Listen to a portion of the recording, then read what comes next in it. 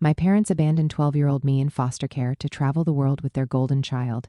Now I'm the success they're too ashamed to face. Hi, everyone. Before we dive in, a quick favor. If you enjoy content like this, please hit the subscribe button. It's free, supports the channel, and ensures you never miss out on amazing videos. All right, let's get started. Hey guys, I've been lurking here for a while and wasn't sure if I should post this, but honestly, it's been weighing on me for years. Maybe putting it out there will help me make sense of it all. My name's Adam, and I'm 24 now, but this story starts years ago when I was just 12. Back then, I thought my family was pretty normal, at least what I thought normal was. We weren't rich, but we had a decent house, decent clothes, and life seemed okay. My parents, Laura and Greg, didn't act like anything was wrong, well, until it was. Then there was my sister, Emma. Emma was the golden child, you know the type. Teachers loved her, parents couldn't stop bragging about her. If she so much as sneezed, it was treated like a masterpiece. Me? I was just Adam. It wasn't like I was a bad kid or anything, but no matter what I did, it was like I was background noise. Emma got the fridge space for her drawings. I got a pat on the back, and a "That's nice, Adam." The thing is, I didn't hate Emma for it. It wasn't her fault they treated her like a trophy and me like I didn't matter, but it definitely made me feel like I wasn't important. Anyway, the day it all fell apart started pretty normally. I was in my room, playing with some old action figures I wasn't quite ready to outgrow yet. Then Laura called me downstairs in that weird voice parents use when they're trying to sound calm, but you just know something's up. I figured maybe I'd left the milk out or forgot to do a chore. When I walked into the living room, though, Greg and Laura were both sitting on the couch, looking way too serious for it to be about milk. "Sit down, Adam," Greg said, motioning to the chair across from them. His tone was clipped, like this was a meeting and not a family conversation. Laura, on the other hand, was doing her best to look sympathetic, but something about it felt off. I sat down, baffled. Laura took a deep breath and said, "Adam, we need to talk about something important." My first thought was that someone had died, maybe a grandparent I barely knew. But then Greg said, "We've hit some financial struggles, and we can't afford to take care of you anymore." At first, I thought I misheard him. Like, what do you mean can't afford to take care of me? Am I some kind of subscription you're canceling? I just stared at them, trying to process what he'd said. But Laura kept going. "It's not your fault, sweetie. This is something we've been struggling with for a while, and we had to make a really hard decision." A hard decision, right? They made it sound like they were deciding which cable package to keep, not whether or not to abandon their kid. I asked what they meant, still hoping this wasn't what it sounded like. Laura explained that they'd found a foster home for me and that it was just temporary. She kept saying that word, temporary, like it was supposed to make me feel better. "Why can't Emma go to the foster home?" I blurted out. I was desperate to understand. Laura's face turned cold for a split second before she said, "Emma's in school, Adam. She needs stability. Stability like I didn't." Greg cut in before I could say anything else. "This isn't about choosing one of you over the other. It's about what makes the most sense right now." I started crying, and not the quiet kind. It was ugly, full-on sobbing, because how else does a 12-year-old react to being told his parents are giving up on him? Laura tried to hug me, but I pushed her away. "Why are you doing this?" I asked over and over, but all they did was repeat the same rehearsed lines about tough choices and financial struggles. The next day, they packed a small bag for me and drove me to the foster home. The ride there was quiet. Not the kind of quiet where people are deep in thought, but the kind where you can feel the tension in every breath. I kept staring at them, hoping one of them would crack, would look back at me and say, "This is a mistake. You're coming back home." But they didn't. When we got to the house, I stayed in the car for a moment, hoping they'd change their minds. Greg turned around and said, "Come on, Adam, let's get this over with." Like this was some chore he just wanted to check off his to-do list. I stepped out of the car, clutching the duffel bag they'd packed for me. The foster parents, Mr. and Mrs. Miller, were standing at the door. They looked friendly enough, but I barely noticed them. All I could focus on was the fact that my parents, were about to leave me there. Laura knelt down in front of me and said, "We love you, Adam. This isn't goodbye forever. Just give it some time, okay?" She kissed my forehead, but it didn't feel comforting. It felt like someone was stamping a returned label on me. Greg shook my hand, not a hug, a handshake, like I was some distant cousin he barely knew. And then they were gone. I stood on the porch, watching their car disappear down the street, my chest getting heavier with each second. I kept thinking, they'll come back. They have to come back. But they didn't. That night, I kept replaying the day in my head. What did I do wrong? Was I not good enough? Why Emma and not me? Those questions stuck with me for weeks. And the worst part was, I didn't have any answers. All I had was their promise that this was temporary. And even though I wanted to believe it, deep down I had this gnawing feeling that I'd never see them again. Looking back, I realized that was the moment everything changed. It wasn't just about them leaving, it was about the way they left, like I was some burden they were relieved to get rid of.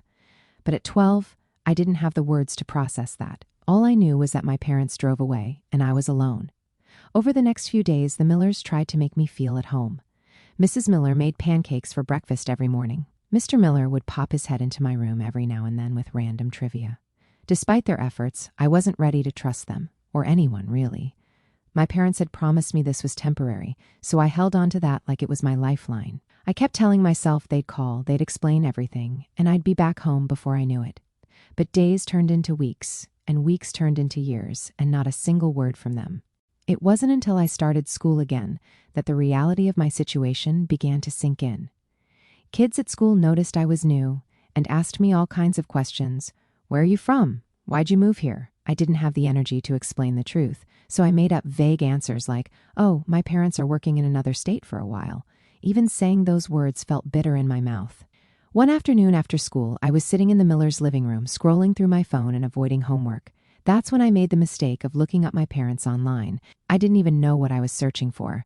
Maybe just some kind of sign that they were still thinking about me. What I found instead knocked the wind out of me. There they were, smiling on a beach, the ocean behind them, looking happier than I'd ever seen them. The caption under the photo read, "Finally living our dream life." My stomach churned as I scrolled through their posts.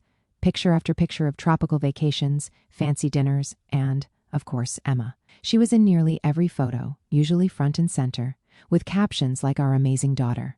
It was like I didn't exist. The more I scrolled, the angrier I got. They told me they couldn't afford to keep me, but here they were, living like they were influencers. And Emma? She wasn't in foster care like me. She was still with them, smiling for the camera like everything was perfect. I felt like my head was spinning. They hadn't just abandoned me, they'd erased me. What hit me the hardest wasn't just the pictures. It was the travel blog. Yep, they had a whole blog where they detailed their journey to freedom. They wrote about how letting go of material possessions, aka me, had given them clarity. I scrolled down to the comments, but this time, something stood out. There was a comment from an account with no profile picture. It read, "Must be nice running away and leaving everything behind. Hope it doesn't catch up to you." The words felt sharp, like they were meant to cut through whatever shiny image Greg and Laura were trying to project. My mind raced. What did the commenter mean by leaving everything behind? Were they talking about me or something else entirely? I clicked on the comment, but the account was private, and their profile picture was just a blank gray circle. I scrolled further down the page, looking for more. In another photo, one of Laura holding a tropical drink, someone else had written, "Guess skipping town was worth it after all." My chest tightened as I stared at the words. Skipping town? Why would someone say that? I scrolled through more comments, but there was nothing else as pointed as those two. Most people were congratulating them, telling them how inspiring their lifestyle was. I wanted to scream at those people for not seeing through the facade. I couldn't let it go. Were those comments random trolls, or did they know something I didn't? It wasn't like Greg and Laura were strangers to lying. They told me they couldn't afford to take care of me, but clearly that wasn't true. Was there more to it? The questions swirled in my head, and I couldn't stop thinking about them. But what could I do? I didn't have access to their past or their secrets. All I could do was stew over those cryptic words and wonder what else they were hiding. I closed my laptop, my hands shaking. It wasn't just about the lies they told me, it was about the fact that they didn't even feel guilty. They were out there living their best lives, and I was here, trying to figure out how to exist without them. That night at dinner, the Millers noticed something was off. I wasn't exactly subtle about my mood. "You okay, Adam?" Mr. Miller asked, setting his fork down. "Yeah," I mumbled, not wanting to get into it. But Mrs. Miller wasn't the type to let things slide. "You don't have to tell us if you're not ready, but if something's bothering you, we're here," she said gently. I looked at them, these people who barely knew me but somehow seemed to care more than my own parents ever did, and for some reason, I broke. I told them everything, the blog, the pictures, the captions. I expected them to tell me to stop looking or that it didn't matter, but they didn't. Mrs. Miller just listened, her eyes full of that quiet sympathy I was still getting used to.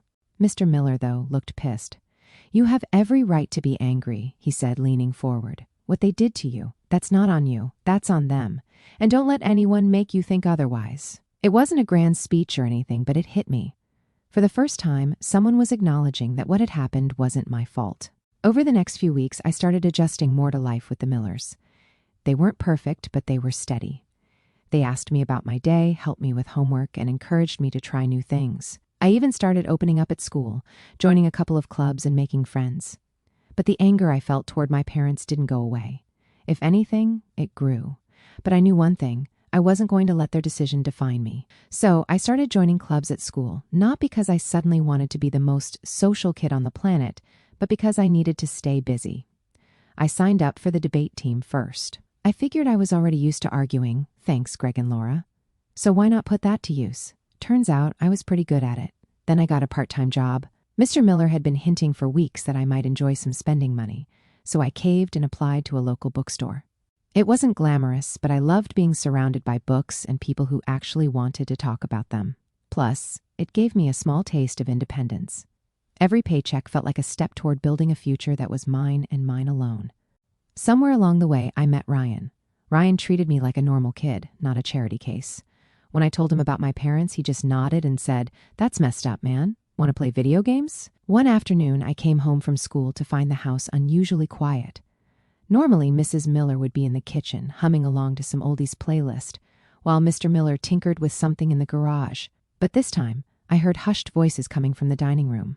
I paused in the hallway, just out of sight, straining to hear. "Should we tell him?" That was Mrs. Miller's voice, low and uncertain. "He has a right to know," Mr. Miller replied. "If it's about him, we can't keep it a secret. It'll just upset him. He's doing so well right now," she argued. I took a step closer. "What were they talking about?" "We should at least wait until we know more," Mrs. Miller continued. "This letter doesn't explain much. It could be nothing." I leaned against the wall, my heart pounding. A letter? About me? Before I could figure out how to ask without sounding like I was eavesdropping, Mr. Miller sighed. "Fine, we'll wait. But if they contact us again, we have to come clean." I heard footsteps heading toward the living room and quickly ducked into the kitchen, pretending I'd just walked in. Mrs. Miller smiled when she saw me, but I couldn't shake the feeling that something was off. Later that night, when everyone was asleep, I crept into the dining room. I knew I shouldn't snoop, but I couldn't help myself. On the table was a stack of mail, and near the bottom, I spotted an envelope with my name on it. I hesitated before picking it up. The return address was from a law office. My stomach turned as I opened it, scanning the first few lines. "To whom it may concern, this is a notice regarding unresolved debts associated with Gregory and Laura. As the listed guardians of Adam, we request any relevant documentation regarding the family's financial situation during—" I stopped reading, my hands shaking. Debts? Was this what Greg and Laura had been running from? Had they dumped me not because they couldn't afford me, but because they couldn't face their own mistakes? I stuffed the letter back into the envelope and put it back on the stack, trying to make it look like I hadn't touched it. My mind was racing. I didn't know what to do with this information, but one thing was clear.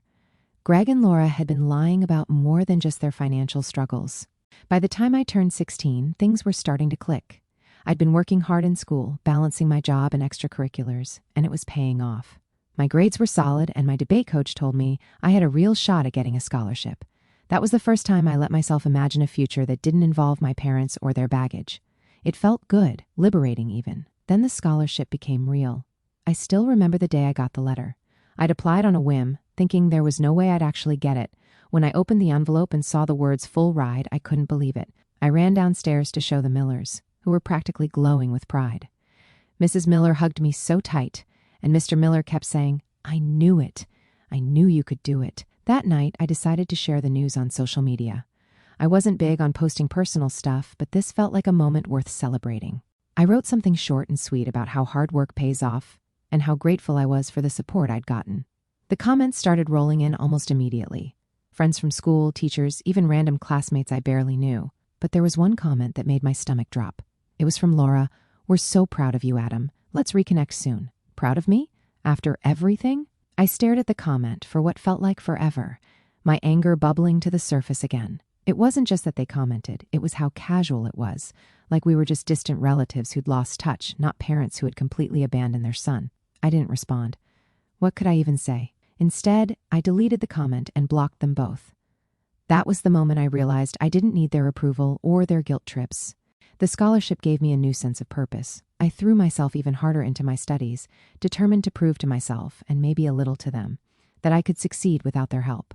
Mr. Miller started giving me mini financial literacy lessons, which I actually found interesting. He showed me how to save, budget, and think about long-term goals. It wasn't glamorous, but it was practical, and it gave me a sense of control I'd never had before. With their encouragement, I also started tutoring younger students after school. It wasn't something I'd ever seen myself doing, but it turned out I had a knack for explaining things in a way that made sense. Plus, it felt good to help kids who were struggling, especially since I knew what it was like to feel left behind.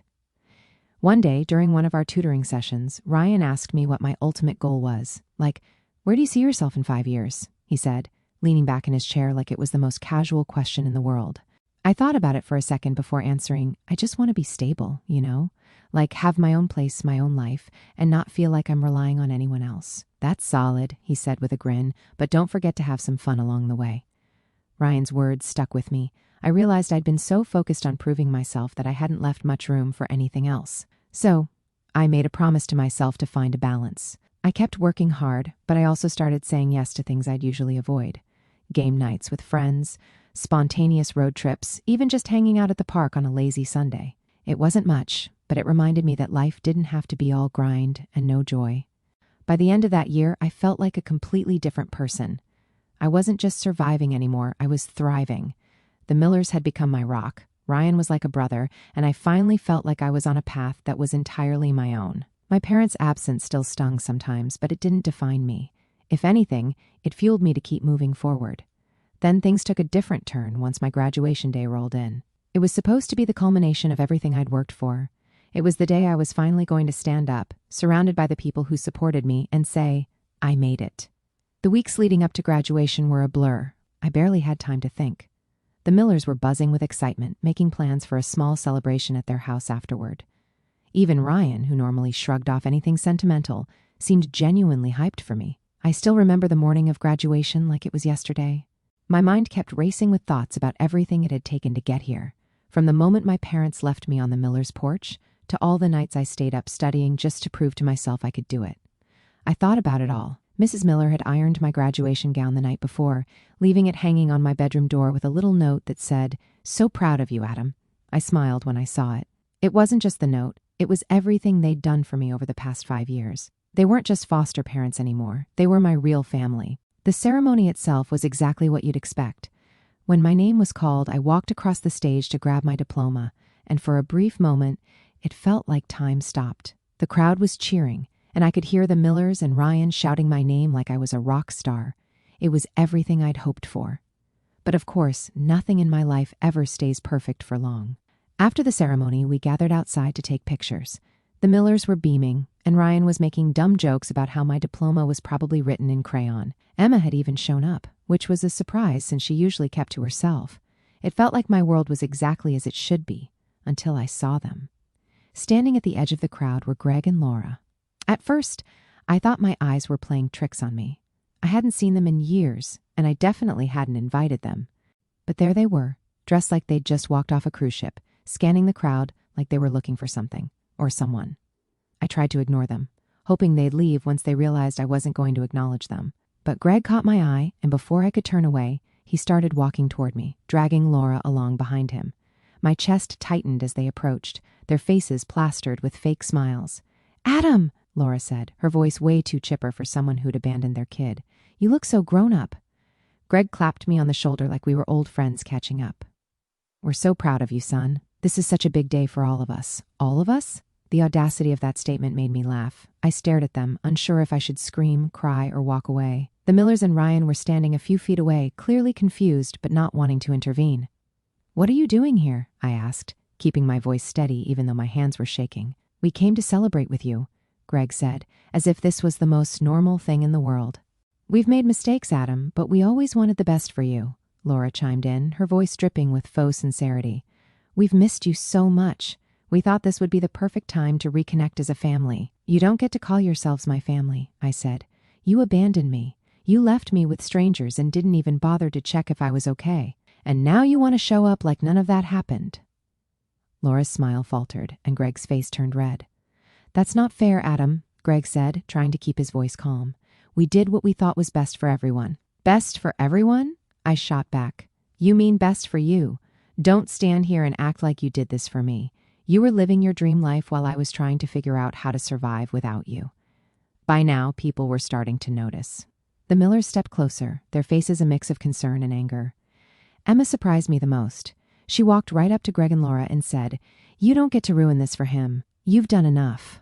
It was the first time I'd ever seen her stand up to them, and I couldn't have been prouder. Greg tried to argue, but Laura tugged on his arm, whispering something about causing a scene. They both looked at me one last time, their faces a mix of frustration and pity, before turning and walking away.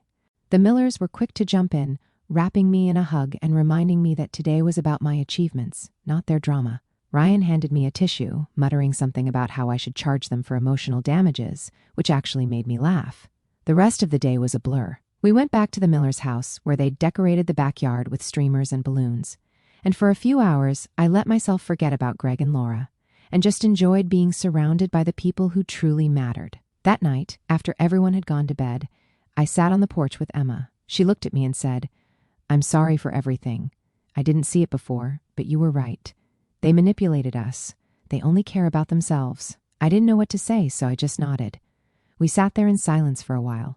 I felt like Emma and I were on the same page, and that was enough. That day wasn't just about graduation. It was about finally standing up for myself and cutting ties with the people who had tried to drag me down. It wasn't easy, but it was necessary. But I knew my parents weren't done yet. Their sudden contact with me, the way they were insisting on coming back into my life after all these years, made me feel that there was something off, and I couldn't have been more right. A week after graduation, I got an email from Laura.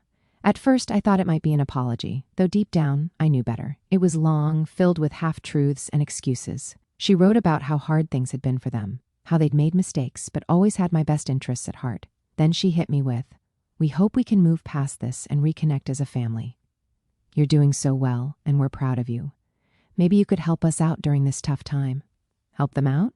After everything they'd done, or more accurately, not done, they had the nerve to ask me for help. It was laughable in a way that wasn't funny at all. I didn't respond. I deleted the email and blocked their address, but the anger lingered like an unwelcome guest. Emma had been keeping tabs on them, more out of curiosity than anything else. She filled me in on their latest antics. They'd burned through their savings trying to maintain the image of their so-called dream life, and now they couldn't afford the travel blog. It had flopped, leaving them with nothing but debt and bad credit. They'd sold off most of their belongings and were couch surfing with distant relatives who, according to Emma, were starting to lose patience with them. "They're a mess," Emma said one night during a call, "but they're still blaming you for everything. They think if you just forgive them, everything will magically fix itself." "Forgive them for what? Making me homeless at 12? I snapped, the bitterness coming through in my voice. Emma sighed. "I'm not saying they're right, Adam. I'm just telling you what they're saying. Their downfall wasn't something I celebrated, but I couldn't say I felt bad for them either.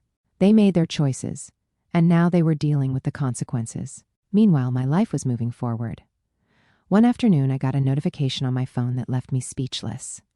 Greg and Laura had found me on LinkedIn. They'd left a comment on a post I'd made about my upcoming scholarship. "We're so proud of you, Adam. Let's catch up soon." It was almost identical to the comment they'd left on my graduation post. I didn't even know they knew how LinkedIn worked. I blocked them immediately, but it wasn't enough. They started messaging people in my network. Coworkers, professors, even the Millers. The messages were all the same, a mix of guilt-tripping and outright lies about how I'd abandoned them. One of the messages reached my boss at the bookstore, who pulled me aside one day to ask what was going on. "Look, I don't want to pry," she said, "but someone claiming to be your parent sent us an email. It was weird. I was mortified." "I'm so sorry," I said. "They're not really part of my life. I'll handle it." To her credit, my boss didn't press me for details. She just nodded and said, "Well, if they bother us again, let me know. We've got your back." Hearing that was a relief, but it also made me realize just how far Greg and Laura were willing to go. It wasn't enough for them to invade my personal life. They were trying to sabotage my professional one, too. Emma stepped in around this time, posting a public statement on her social media, calling them out. She didn't hold back, detailing how they'd abandoned both of us and refused to take responsibility for their actions. "Adam and I have worked hard to rebuild our lives without their support," she wrote. "We don't owe them anything." Her post went viral, with hundreds of people commenting in support. While it was validating to see so many strangers siding with us, it also escalated the situation. Greg and Laura started lashing out, posting their own dramatic rants about how we were ungrateful and how they'd sacrificed so much for us. Their posts were full of half-truths and outright lies, but the more they talked, the more people saw through them. Then Emma called me, her voice unusually excited. "You remember that old storage unit they had? Turns out they stopped paying for it, and the landlord let me grab a few things before clearing it out." An hour later, she showed up at my place with a battered cardboard box. "You need to see this," she said, dropping it on the table. Inside, I found a folder stuffed with paperwork, unpaid bills, foreclosure notices, and letters from collections agencies. My stomach sank as I flipped through them. They were living way beyond their means, Emma said bitterly. Failed businesses, maxed out credit cards. Looks like they ran instead of facing it. Near the bottom of the stack, a letter from their lawyer caught my eye. It mentioned restructuring finances and reducing dependence to streamline expenses. My name was right there, listed like a liability. I slammed the folder shut, my hands shaking. "They didn't leave because they couldn't afford me," I said quietly. "They left because it was easier than cleaning up their mess." Emma stayed silent for a moment before saying, "I thought you deserved to know." "Thanks," I muttered. After she left, I stared at the folder, torn between burning it and keeping it as proof. In the end, I kept it. Not for them, but for me. By the time I started college, their reputation was in shambles. People were flagging their crowdfunding campaigns as fraudulent, and even the relatives they'd been staying with had kicked them out. According to Emma, they were living out of their car, still clinging to the idea that I owed them something. Meanwhile, I was thriving.